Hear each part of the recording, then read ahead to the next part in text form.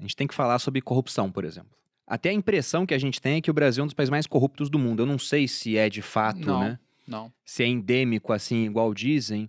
Mas vocês não acham que até o brasileiro é muito tolerante com a corrupção? Tem até aquele famoso ditado, né? Ah, fulano rouba mais faz. Rouba mais faz, é o fim, né? Eu vou ser um pouco polêmico aqui, Bruno. Beleza? Por favor, corte o podcast. Não, mas você não tá sendo nada polêmico até agora, pô.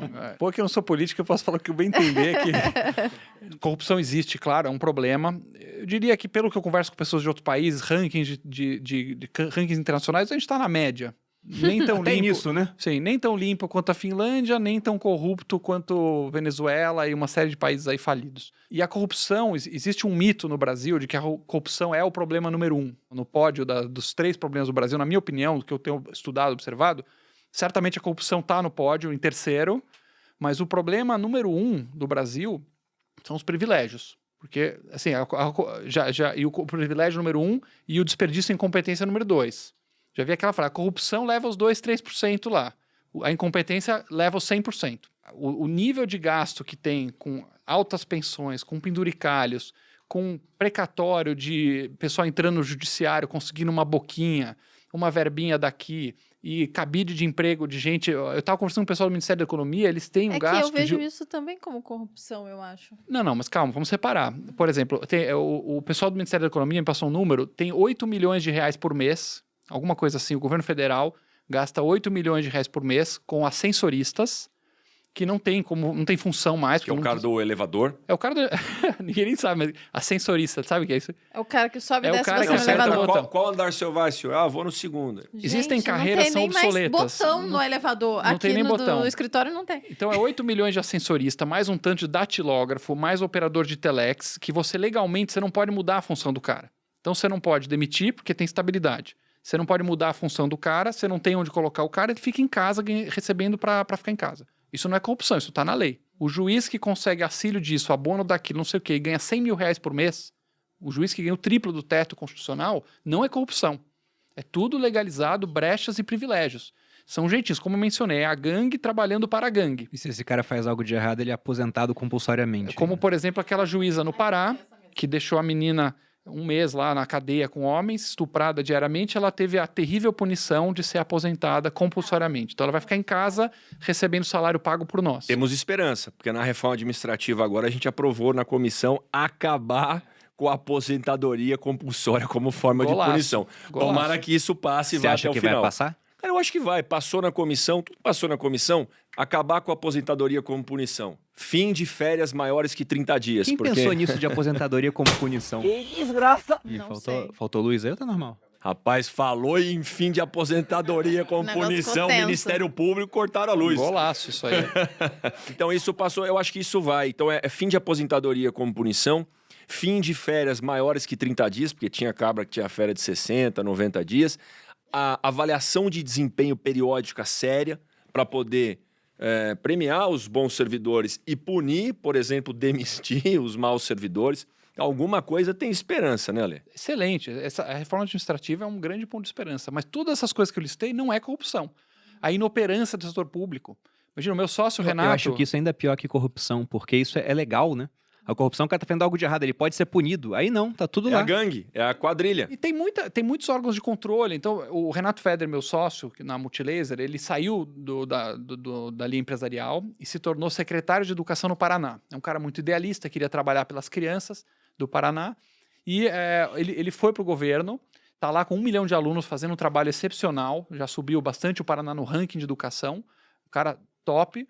E ele reporta como é difícil fazer as coisas no poder público, que não é culpa desse ou daquele, mas precisa reformar tal escola. Aí licitação, e há 6 meses vai para a Advocacia Geral, vai para o Ministério Público, vai para o Tribunal de Contas, não sei o quê. Anos. Imagina, uma coisa que uma escola... Eu fui presidente de escola, como mencionei. Era um WhatsApp de 10 minutos. Precisa reformar o banheiro. Recebia lá, tá, beleza. Quanto tá? 50 mil, beleza, ok. Como eu estava controlando a escola e cuidando, você resolve na hora. No setor público, pelas regras de funcionamento, as travas, as burocracias.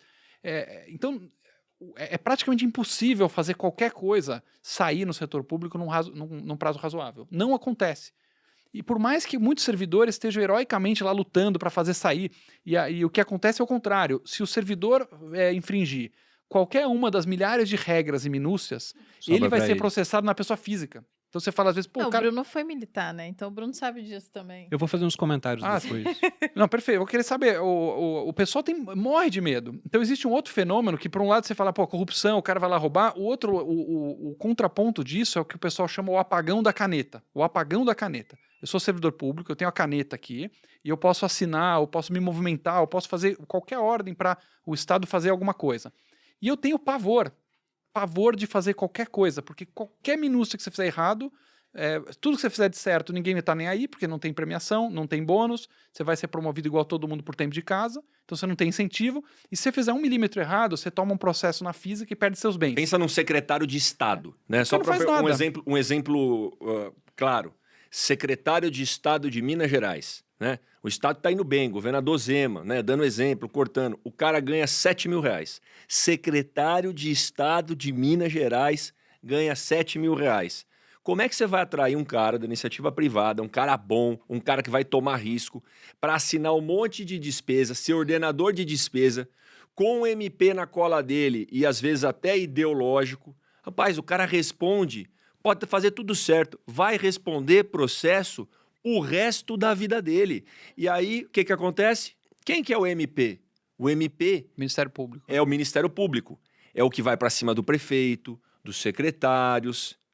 Quem que vai cortar os privilégios do MP na reforma administrativa? Os deputados. O que acontece? O MP Uma vai briga. para cima dos deputados, chantagem, o quê? E os caras, na hora de votar, fogem e não vão para cima do MP, porque vai para cima do prefeito amigo dele, prefeito filho dele, prefeito pai. E aí os caras ficam se protegendo. É o mesmo rolo lá da que a gente falou que o Senado está na mão do STF, o STF na mão do Senado, essa turma está na mão do MP. Na votação na comissão, Bruno, toda a base governista fugiu da comissão. O Novo tinha... Você viu isso, né, Lê? O Novo tinha uma cadeira. A gente tinha uma. Somos em 8 deputados. Começou a vagar as cadeiras, porque os caras não queriam votar, estavam com medo de enfrentar a administração pública. Aí o Novo foi pegando as cadeiras. Ficamos com 7 deputados na comissão, porque a gente, né, quem não deve não teme, a gente não deve nada, a gente foi pra cima e a gente conseguiu passar tudo isso. Eu nem diria quem não deve e não teme, porque, por exemplo, a gente tem aquela teoria do etiquetamento social na parte jurídica, né?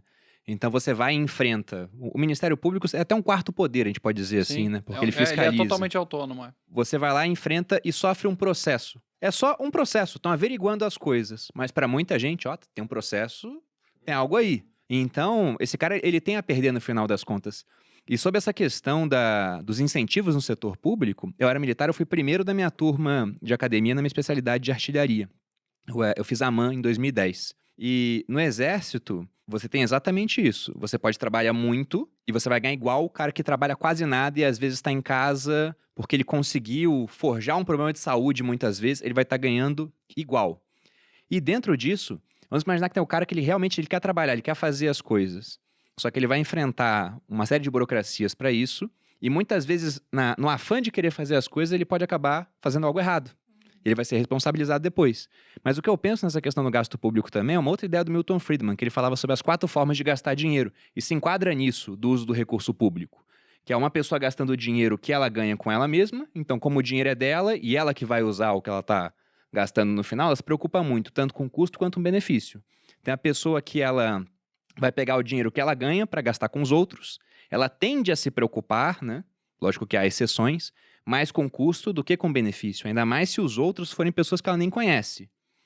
Tem a pessoa que ela vai gastar o dinheiro dos outros com ela, então ela tende a se preocupar menos com custo e muito mais com o que ela vai comprar, o que ela vai usar o dinheiro. Nisso a gente pode colocar um monte de político, pô, no final das contas. É o cara usando o dinheiro dos nossos impostos para gastar com ele. Aí o pessoal defende o SUS, hashtag defenda o SUS, enquanto tem um plano de saúde vitalício, lá em Brasília. E por último, você tem a pessoa que ela vai gastar o dinheiro dos outros para os outros, que é o político gastando com a escola pública, por exemplo.